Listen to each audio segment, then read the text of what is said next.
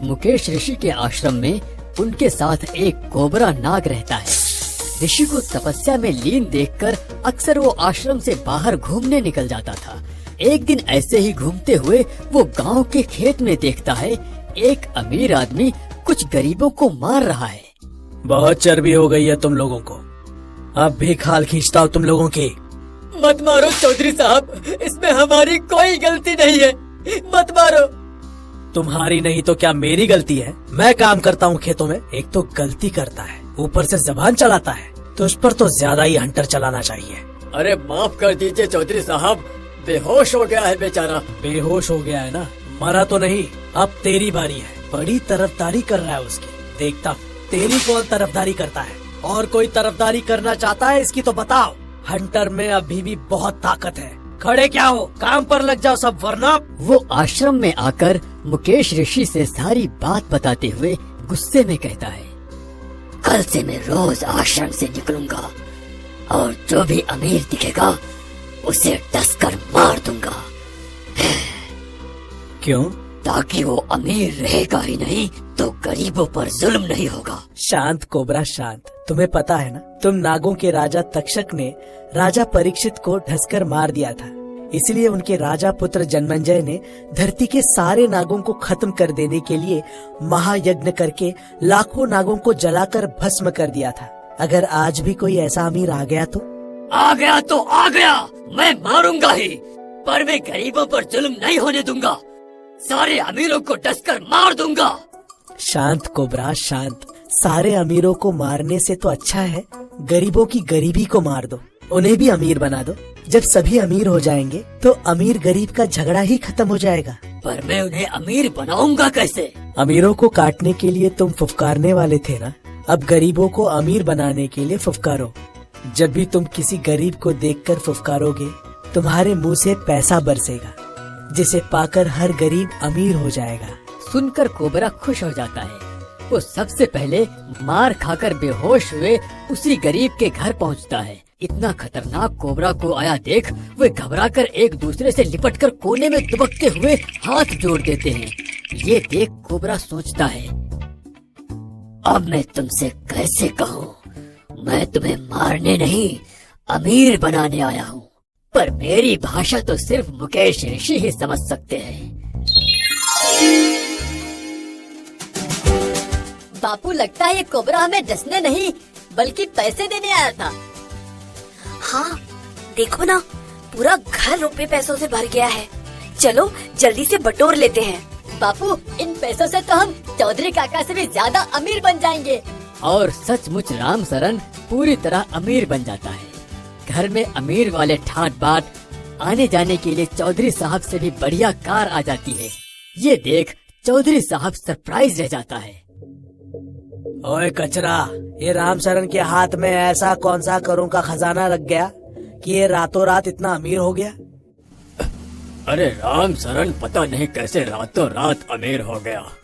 कुछ बता भी नहीं रहा कि काश हमें भी कोई अमीर बना देता तो हम भी कुछ दिन सुख से जी लेते। धीरे धीरे गांव के सारे मजदूर अमीर हो जाते हैं। ये देख लल्लन चौधरी गुस्से से अपनी छाती पीटता है। हम अमीर तो गरीबों की मेहनत से मजदूरी से ही अमीर बनते हैं, पर ये गरीब तो वैसे ही अमीर बनते जा रहे हैं। आजकल हमें काम करने के लिए गरीब मजदूर नहीं मिल रहा है। समझ में नहीं आता ये क्या हो रहा है। मेरी समझ में आ गया है चौधरी साहब। सुना है कोई कोबरा नाग इन गरीब मजदूरों के घर आता है और पैसा बरसा कर चला जाता है। कोबरा नाग क्या बकता है? अरे उन मजदूरों के मुंह से ही सुनकर आ रहा हूँ। अगर ऐसा है तो सपेरे को बुलाओ और उस कोबरा को पकड़कर कैद कर लो। लल्लन सपेरे के साथ मिलकर काफी तलाश करता है, पर कोबरा उन्हें कहीं नहीं मिलता। तुम बीड़ी बजाते रह जाते हो और वो पैसे बरसाने वाला कोबरा किसी नए गरीब के घर में पैसे बरसाकर चला जाता है। और कोई गरीब खबर भी नहीं करता कि कोबरा उनके घर आया था।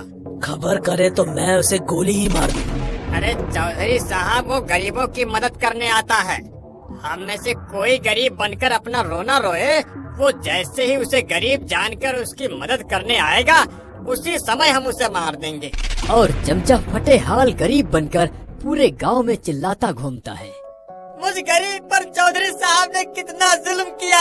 मार मार कर मेरी हालत खराब कर दी, मेरे कपड़े फाड़ दिए, मेरा घर तोड़ने की धमकी दी है। काश मैं भी अमीर होता तो उन्हें जवाब देता। अरे मैं क्यों घबरा रहा हूँ? ये तो मुझे गरीब समझकर मेरी मदद करने आया है। रो मत, मैं तुम्हें अभी अमीर बना देता हूँ। जैसे ही पैसे बरसाने के लिए फुफकारेगा, मैं इसे गोली मार दूंगा। बचाओ बचाओ बचाओ! मैंने तो सुना था आप गरीबों पर पैसे बरसाते हो, आप तो मुझ पर सांप बरसा रहे हो। बचाओ! मुझे पता था एक दिन तुम अमीर लोग मेरे कोबरा को निशाना बनाने की कोशिश करोगे। मेरा ये आशीर्वाद इसे इसी वक्त के लिए था। जब भी कोई जानबूझकर गरीब इसे लूटने आएगा, इसके मुंह से पैसा नहीं, सांप बरसेंगे। माफ कर दो ऋषि जी, मुझसे गलती हो गई। इसे छोड़ दो। आज के बाद मैं कभी किसी गरीब पर जुल्म नहीं करूंगा और ना गरीब को अमीर बनाते पैसे बरसाने वाले कोबरा को नुकसान पहुंचाने की सोचूंगा। उस दिन के बाद गांव के सारे गरीब अमीर बन जाते हैं और सारे अमीर उनके यहाँ काम करने लगते हैं। पैसा बरसाने वाला कोबरा ये सब देखकर बहुत खुश होता है।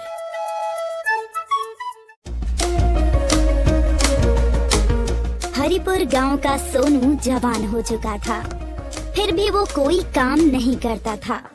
माँ बाप बूढ़े हो चुके थे, जैसे तैसे 2 वक्त की रोटी जुगाड़ करते और सोनू खा पी कर मस्त हो जाता।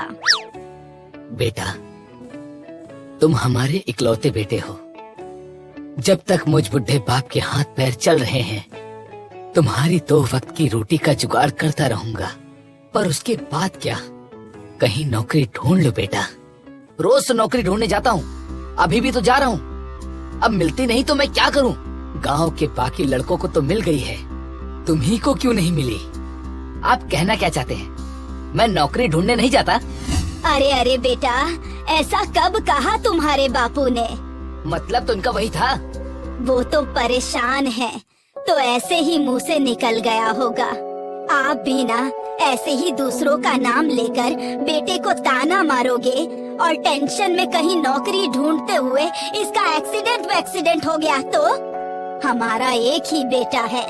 माफ करना बेटा, गलती हो गई। इकलौते बेटे हो इसीलिए परेशान हूँ। हमारे बाद तुम्हारा कौन होगा? माँ बाप को उल्टा सीधा कहकर नौकरी ढूंढने के बहाने सोनू गांव के जंगल में बहती नदी के किनारे जाकर बैठ जाता। उसे वहाँ पानी पीने आते छोटे मोटे जानवरों को पत्थर मारने का अजीब सा शौक था। ये मेरे माँ बाप भी ना एक नंबर के बेवकूफ हैं। ऐसे तो हर बात में कहते हैं, हमारे बुजुर्ग कह गए हैं ये करो वो करो, और जब काम करने की बारी आती है तो बुजुर्गों का नहीं सुनते। यहाँ भी तो बुजुर्ग कह गए हैं, अजगर करे न चाकरी, पंछी करे न काज, दास मल्लुका कह गए सबके दाता राम। जब राम दे खाने तो क्यों जाए कमाने? उन्हें क्या पता, नदी किनारे ठंडी ठंडी हवा में बैठकर जानवर पंछियों को पत्थर से निशाना बनाने में कितना मजा आता है। पर आज कोई जानवर और ना ही पंछी अभी तक नदी किनारे पानी पीने के लिए आया। मेरे इन पत्थरों को चुनने की मेहनत का क्या होगा? आ गई, अभी मजा चखाता हूँ इसे।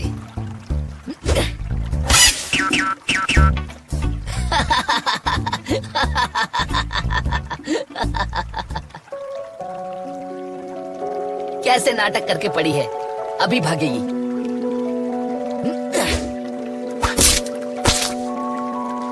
वाह, क्या निशाना है। क्या हुआ गिलहरी बहन, आज तैरने आई हो क्या? नहीं, मैं तो पानी पीने आई थी, पर उसी इंसान ने मुझे पत्थर मारकर नदी में गिरा दिया। इंसान नहीं, राक्षस कहो उसे। आज वो फिर आया है क्या? आज?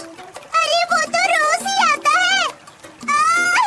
सिर और कमर पर 2-2 पत्थर मारे, बहुत दुख रहा है। अरे तुम्हें तो खून भी निकल रहा है। आओ मेरी पीठ पर बैठ जाओ, मैं तुम्हें किनारे छोड़ देता हूँ। वाह, कछुए की पीठ पर सवारी कर रही है। अभी मजा चखाता हूँ इसे सवारी का।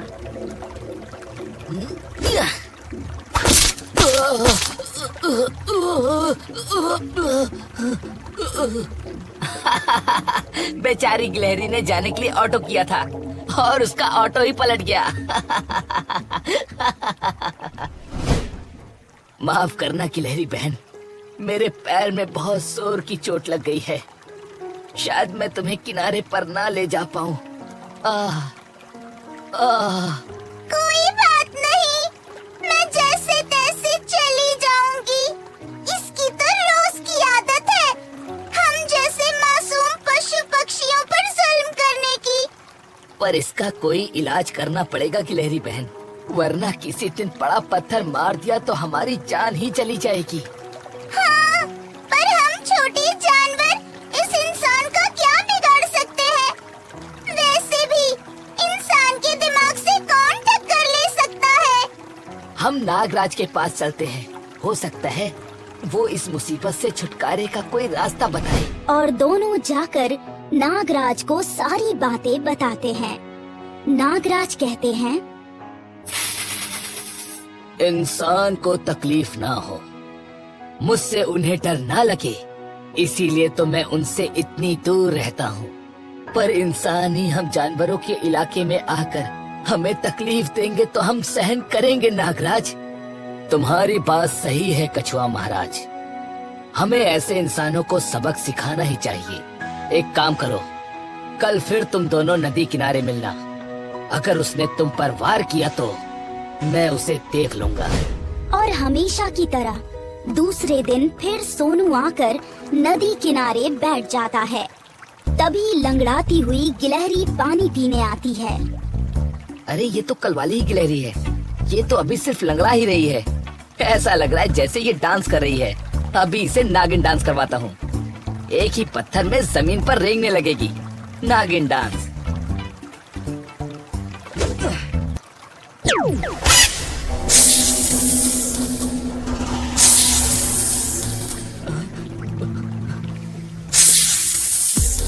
हट हट, भाग यहाँ से, भाग, हट।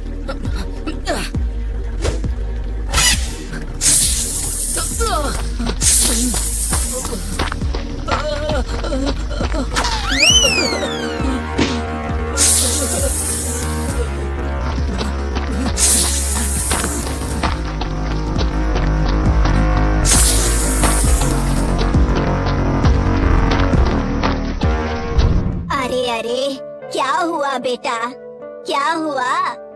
इतनी सारी चोटें कैसे आई? वो माँ, नौकरी ढूंढने जा रहा था, नहीं मिली, दूसरी जगह जा रहा था, टेंशन में देख नहीं पाया तो एक ट्रक ने मुझे टक्कर मार दी। देखा जी, आपसे कितनी बार कहा है, बेटे को जाते हुए टोका मत करो, वो नौकरी ढूंढ लेगा। पर देखा, आपके बड़बड़ की टेंशन में हो गया ना एक्सीडेंट।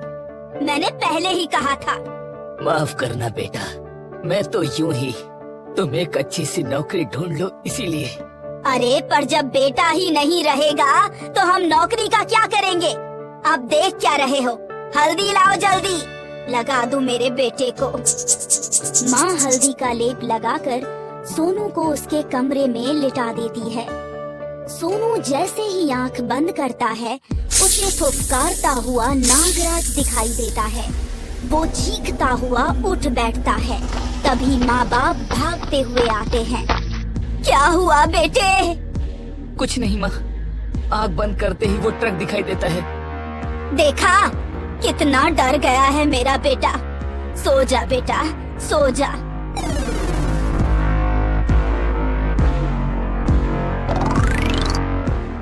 तुम क्या समझते हो, मैं तुम्हें काट नहीं सकता था?